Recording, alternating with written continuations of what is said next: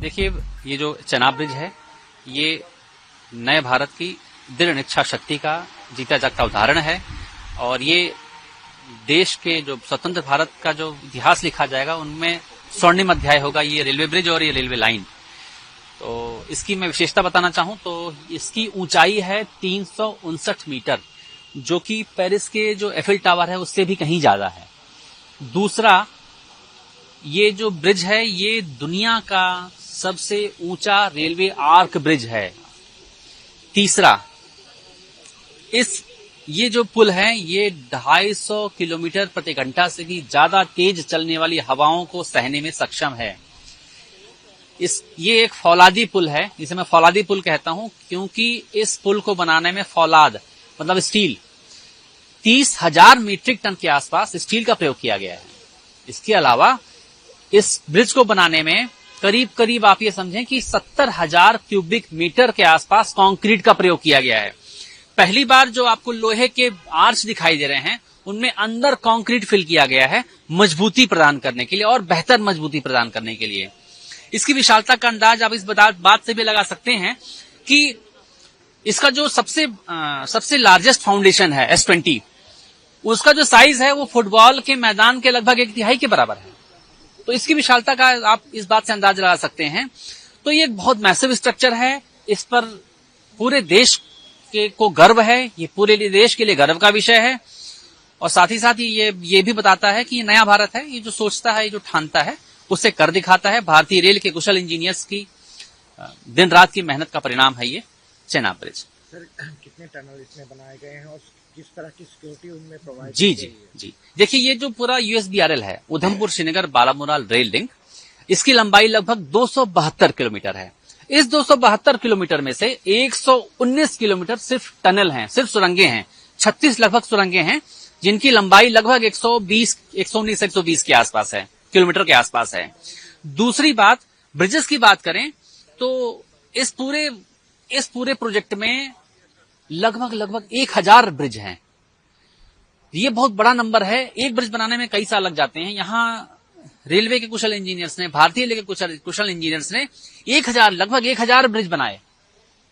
इसके अलावा चैलेंजेस की बात करें तो ये जो लाइन जहां से पास होती है वो एक फॉल्ट जोन है, बीच में लाइन के फॉल्ट जोन पड़ता है जहां दो अलग अलग जियोलॉजिकल जो जिसे कहते हैं कि जोन्स मिलती हैं। तो ये भूकंपी दृष्टि से बहुत ही सेंसिटिव होता है, पहाड़ बहुत अनस्टेबल होते हैं।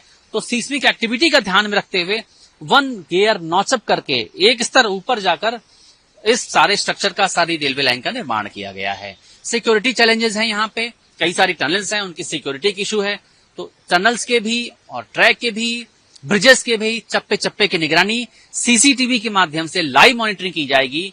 प्रत्येक स्टेशन पर आपको कंट्रोल रूम देखने को मिलेंगे जो उनसे लगी हुई सारी सुरंगों को कवर करेंगे और सुरक्षा और संरक्षा का पूरी तरह ध्यान रखा जाएगा। तो कुछ स्पेशल रेलवे ट्रैक्स इससे बिठाए गए हैं क्योंकि इतना बड़ा रेलवे ब्रिज है और इतनी हाइट पे है, तो कुछ स्पेशल रेलवे ट्रैक्स इस पे लगाए गए हैं। हाँ, ऐसा है कि 2 चीजें स्पेशल हैं, बहुत ही स्पेशल हैं। वैसे तो इस प्रोजेक्ट की हर चीज स्पेशल है, लेकिन 2 चीजें स्पेशल में बताना चाहूंगा।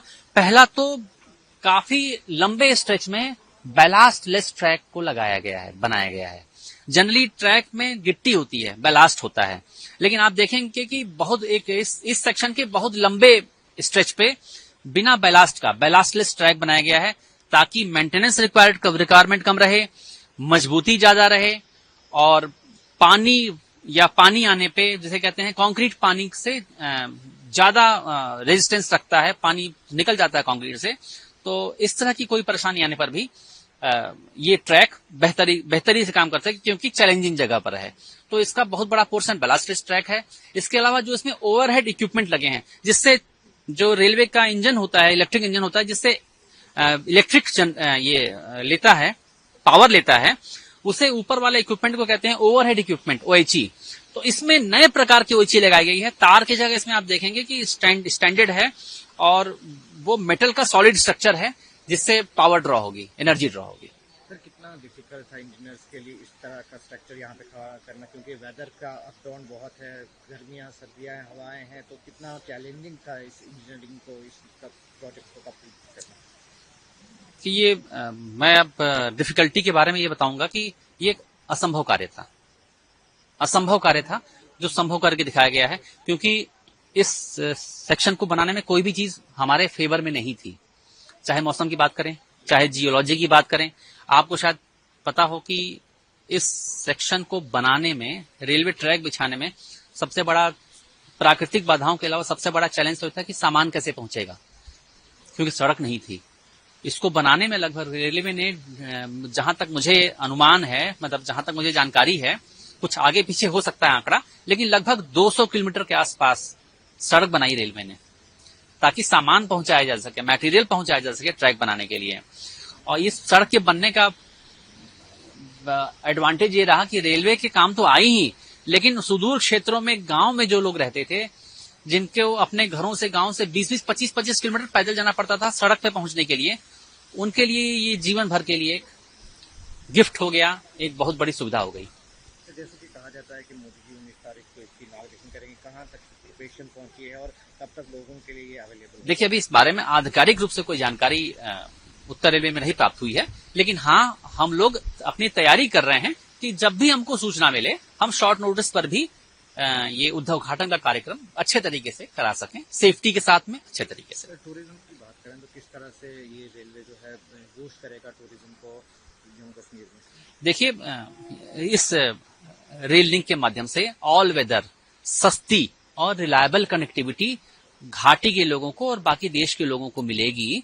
तो अभी जो लोगों को फ्लाइट से जाना पड़ता है, फ्लाइट का किराया बहुत महंगा होता है, समय कम लगता है लेकिन किराया बहुत महंगा होता है। बर्फबारी होने पे या बहुत बारिश होने पर भी रोड बंद हो जाती है, फ्लाइट ऑपरेशन बंद हो जाता है, तो घाटी एक तरह से संपर्क कट जाता है पूरे देश से। लेकिन rail connectivity all weather connectivity है, तो रेल के माध्यम से टूरिस्ट बहुत अच्छी संख्या में जाएंगे, टूरिस्ट इनफ्लो बढ़ेगा, और घाटी के लोगों को भी अगर जम्मू आना है या किसी और देश के किसी और कोने में भी जाना है, तो एक अल्टरनेट और रिलायबल और सस्ता माध्यम यातायात का मिलेगा।